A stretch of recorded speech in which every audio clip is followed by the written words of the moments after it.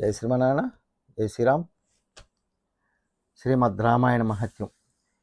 ఇలా నారదుడికి సనత్ కుమారుడికి జరిగినటువంటి సందర్భంలో మాటలు, ఆయన లోకములో ఎవరు గొప్పవారు, ఎవరు ఈ లోకాన్ని పాలిస్తున్న వాళ్ళు అంటే అనే విషయాన్ని నారదుడు తెలియజేస్తూ ఈరోజు ఆ మహత్యంతో కూడినటువంటి ఒక కథని, జరిగినటువంటి విశేషాన్ని వాళ్ళు తెలియజేస్తున్నారు.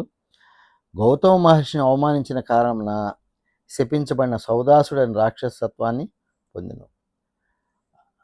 అలాగే మరలా రామాయణ మహించే అతడు రాక్షసత్వాన్ని నుండి విముక్తుడయ్యాడు. ఈ విధంగా జరిగితే దానికి సనత్ కుమారుడు ఏమని అడుగుతున్నాడంటే, ఓ ముని సత్తమ, సమస్త ధర్మాలను ప్రసాదించినట్టి రామాయణము ఎవరు రచించారు? గౌతముడు సౌదాసుని వల్ల ఎందుకు శపించబడ్డాడు? రామాయణ ప్రభావించి అతడు మరలా ఎట్లు శాప విముక్తుడయ్యాడు? ఓ మునీశ్వర, నాపై దయ్యున్నచో నన్ను అనుగ్రహింపుడు. ఈ విషయాలన్నింటినీ మాకు సమగ్రంగా తెలుపుడు. ఏలననా ఈ రామాయణ కథ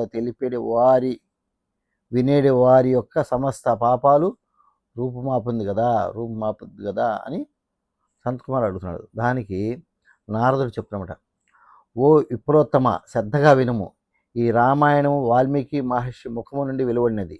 మహిమాన్వితమైన ఈ కథామృతమును 9 రోజులు ఆస్వాదించుట ఎంతో శ్రేయోదాకము, ఎంతో మంచిదంట అంటూ కృతాయుగమునందు ఒకనొక విప్రుడు కలడు.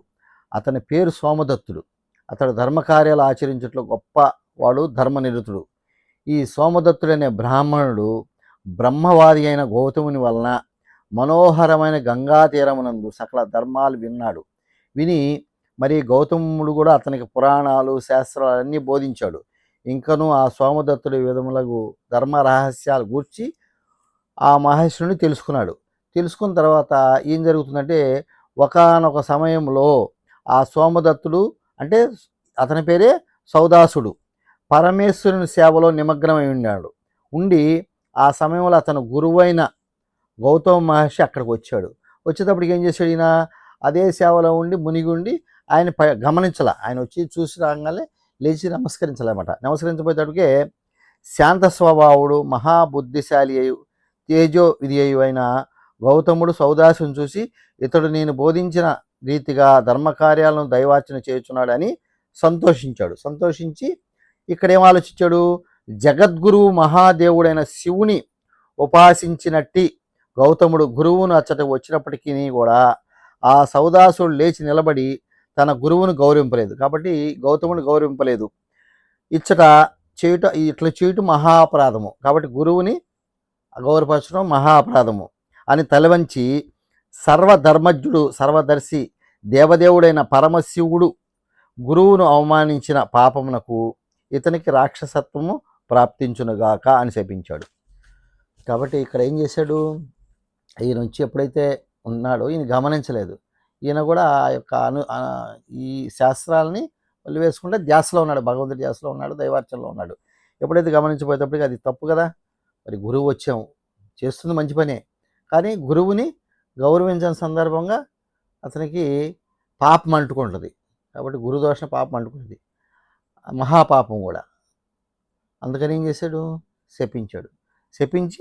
శపించిన తర్వాత అతనితో సౌదాసుడు పశ్చాత్తాపంతో అంజలి ఘటించి నయ కోవిదుడై గౌతమునితో, ఓ పూజ్య మహర్షి గురుదేవ, మీ ఎడ నేను నడిచిన మహారాధములు నన్ను క్షమింపుడు అని వేడుకున్నాడు. నా తప్పైపోయింది, నన్ను క్షమింపము అని వేడుకున్నప్పటికీ గౌతముడు ఏం చెప్తున్నాడు? ఓ విప్ర, కార్తీక మాసమందలి శుక్లపక్షమున పాడ్యము నుండి 9 దినాలు భక్తి శ్రద్ధలతో సాధారణంగా రామాయణ కథామృతమును గోలుము, అంటే రామాయణ కథని వినుము. నేటి నుండి 12 సంవత్సరాల కాలం ముగియగానే ఈ రాక్షసత్వం నుండి నీకు విముక్తి కలుగును. అంతవరకును ఈ శాప ఫలితము అనుభవింపవలసిందే అని యొక్క గౌతమ మహర్షి ఆ యొక్క సౌదాసుడికి చెప్పాడనమాట.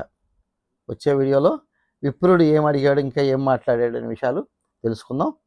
ఈ మహత్యాన్ని ప్రతి ఒక్కరు కూడా వినే ప్రయత్నం చేయండి. వినటం వల్ల కూడా కలియుగంలో పాపాలు నశిస్తాయని స్కంద పురాణం కూడా చెప్తుంది. జై శ్రీమన్నారాయణ. జై శ్రీరామ్.